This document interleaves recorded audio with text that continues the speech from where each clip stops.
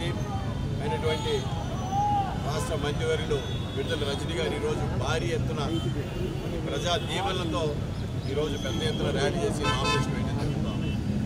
ఈ యొక్క ప్రజా అభిమానం ఇవాళ రోడ్ల మీద చూస్తే నిజంగానే వైఎస్ జగన్మోహన్ రెడ్డి గారు ఏదైతే ఈ రాష్ట్రంలో ప్రజలందరికీ చేరువయ్యారో, గడప గడపకి ప్రభుత్వాన్ని చేరువ చేశారో, ఇవాళ బస్సు యాత్ర మనమంతా సిద్ధం అనే బస్సు యాత్ర తర్వాత ఈరోజు ఈ నామినేషన్ కూడా అంత భారీ ఎత్తున జరగడం అనేది చాలా సంతోషకరం.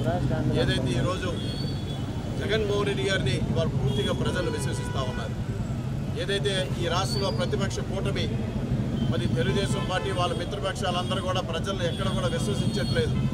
ఎందుకంటే వాళ్ళు తెలుగు దుష్ప్రచారాల పార్టీ, దుష్ప్రచారాలతోనే బతుకుతూ ఉన్నారు. అందుకని రేపు రాబోయే ఎలక్షన్స్లో మే 13వ తారీఖున వైఎస్ఆర్ కాంగ్రెస్ పార్టీ గౌరవ ముఖ్యమంత్రి జగన్మోహన్ రెడ్డి గారి నాయకత్వంలో పెద్ద ఎత్తున మళ్ళీ అత్యధిక మెజార్టీతో మరి ముఖ్యమంత్రి జగన్మోహన్ రెడ్డి గారు మళ్ళీ ప్రమాణ స్వీకారం చేయబోతా ఉన్నారు. దానికి నిదర్శనమే ఈరోజు గుంటూరులో ఈ యొక్క భారీ నిదర్శనం మరి నామినేషన్ ప్రక్రియ.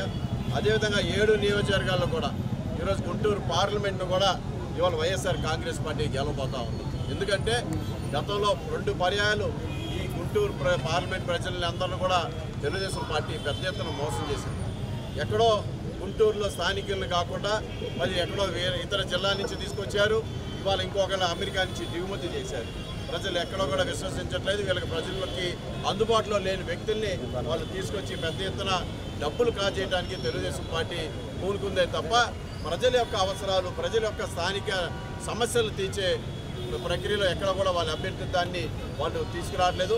ఇవాళ జగన్మోహన్ రెడ్డి గారు ఏదైతే ఈ నియోజకవర్గంలో మరి గత 2 పర్యాయాలు ప్రజలను మోసం చేసిన తెలుగుదేశం పార్టీకి మరి స్థానికంగా నన్ను తీసుకురావడం ఇవాళ చాలా సంతోషం. ఇవాళ ప్రజలందరూ కూడా హర్షిస్తూ ఉన్నారు. స్థానికంగా అందరితో అందుబాటులో ఉండే వ్యక్తిని కాబట్టి ఇవన్నీ కూడా ప్రజలు బాగా గమనిస్తూ ఉన్నారు.